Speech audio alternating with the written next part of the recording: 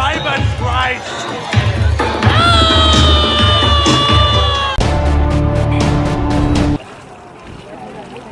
Good morning. There's the view outside. It's quite nice. It's a bit grey out there at the moment.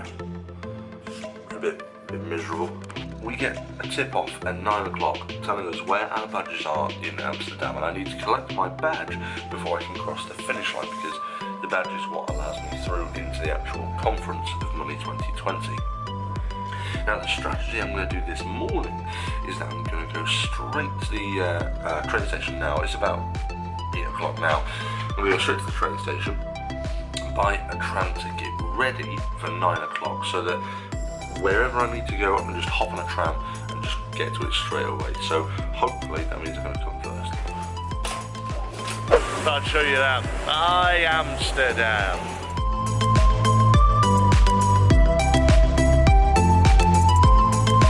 On the other side of the train station there should be another office where I can get my tram ticket. It's going to cost me about €750, which means that I'll only have €30 of the budget left, so I was really cutting this fine. Very fun indeed. For the centre of Amsterdam? Yeah, one day please, if that's okay, thank you. €10. Tram ticket sorted. I'm here at the main tram station now, literally just playing the waiting game. Just see when the video goes live, when to find out exactly where my pass is, so I can hop on one of those bad boys and go straight to the finish line. So I will see you back here in about 40 minutes, which is when the video will go live. Still waiting for the video to go live. It's 9:10 now. I think it might be delayed till past. On the tram now, we literally just jumped on, scanned the card that we bought back at the station. The pass, or the badge, is at the Rijksmuseum. It's this like a big museum. It's quite iconic, with a big I am Amsterdam or I Amsterdam sign. So we're on the way now to there. Hopefully we'll be the first to collect the badges. Stress levels are high for this man right now, and for me. I'm trying to find out the fastest route from where the passes are.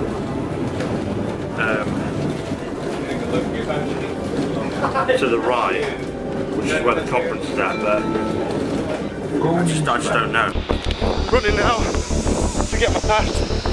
Where are they? What's the name? Chloe? Hi! Give me your bike! Hi! Sorry, what's your name? Josh. Oh, that's it. Thank you. Go.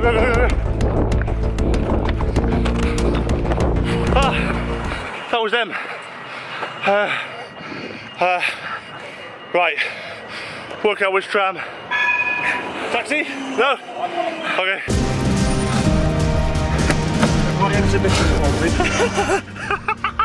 My chest is burning. So, who's that? What was that? That was Amelie on the bike. Was that Nina running? And Val running together. Nina and Val running together? Taking the same taxi? Isn't that cheating? I don't know. Sure, that's cheating. Really bad news. I'm not sure how it's happened, but I've dropped my badge, or it's fallen out. It's actually fallen off me somewhere.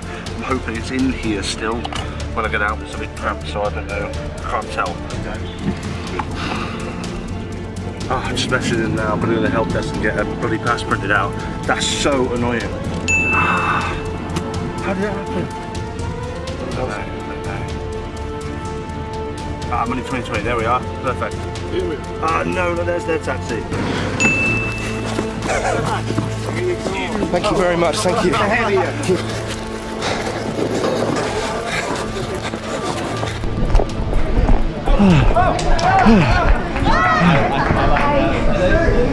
Good job, guys.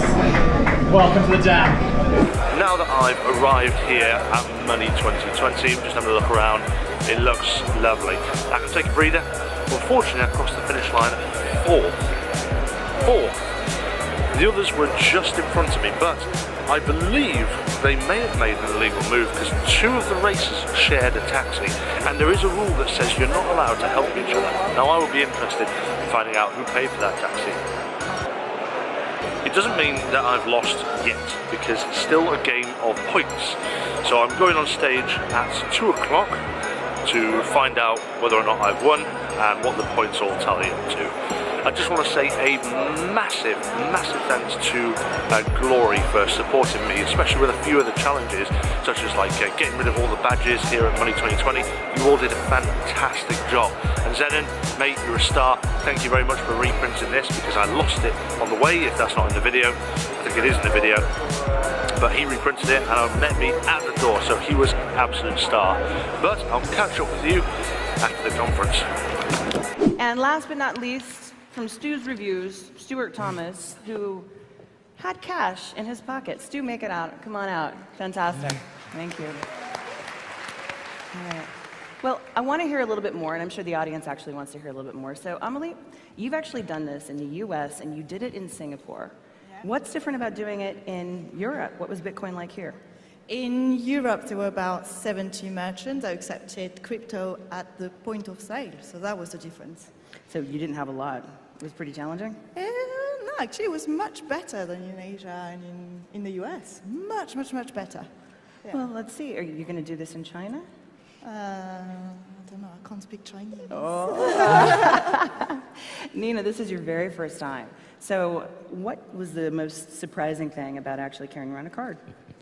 Well, we all know that there is a little quick outage this weekend, so that was a nice spanner in the works. But actually, card-present transactions make it really difficult to book ahead. So that's new.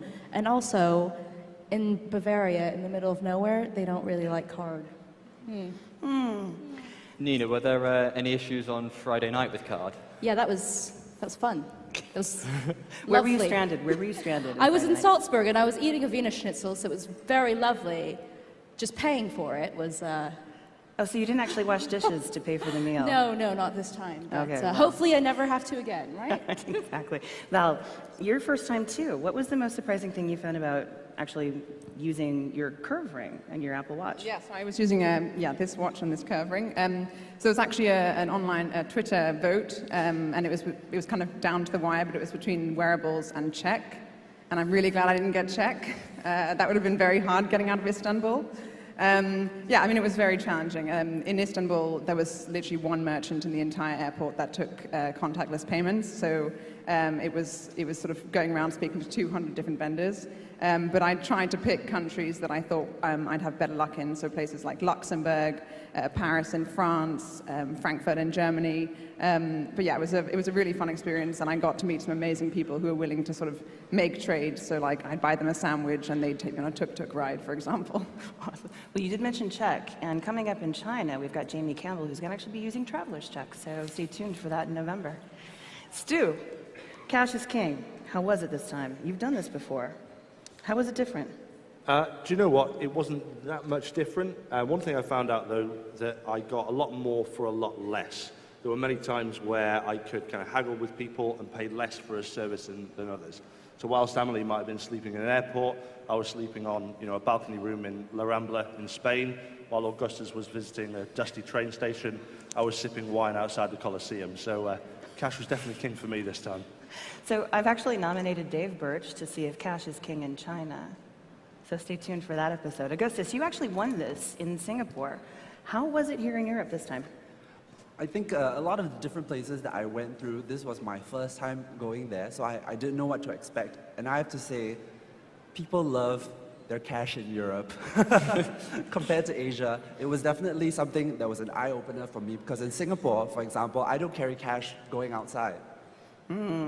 Well, you've heard a couple of the experiences. I challenge you all to find them. Your challenge in the payments race is actually to corner them and have them tell you the secret that they can't reveal on stage, because it's a little bit dicey, a little bit racy. And I'm wondering what kind of wine Stu was sipping on the balcony. That's all I want to know.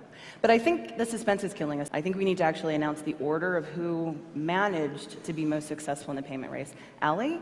Well, they had a lot of challenges. I think we've got a video for the challenges of how well these guys have done for points. So there were a couple of videos. There we go.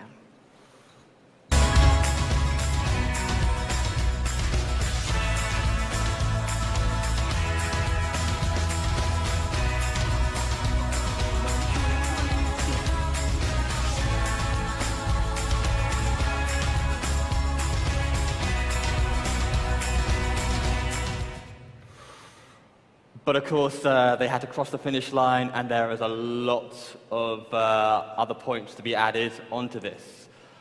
I am very sorry to say that in 5th place of the Payments Race Europe 2018.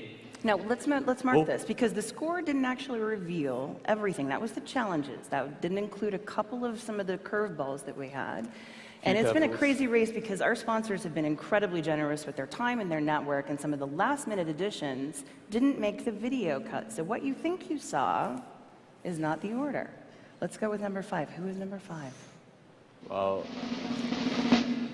Team Mobile came in 5th, I'm afraid to say, Augustus. He was the winner last round. But apparently Mobile's not the winner in Europe. Who came in next, Ali? 4th place was Team Crypto. Oh.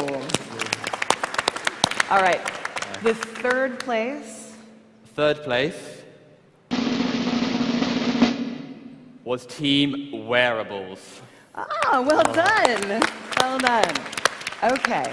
Now, as I mentioned, we're bringing this to China, and we have the great privilege of actually having the Vice Mayor of Hangzhou join us today, and he will be crowning our official winners. So please welcome with me Vice Mayor Yao of Hangzhou.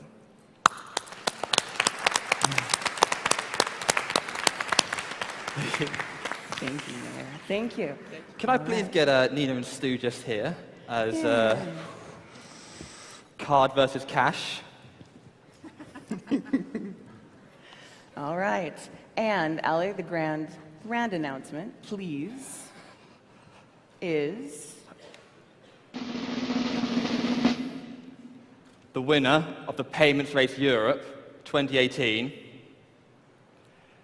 for the first time ever, is a draw between cash and card.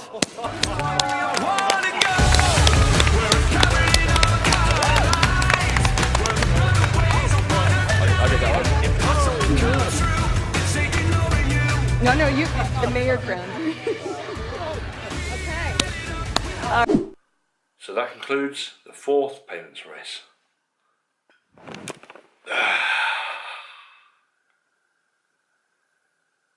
See you next time.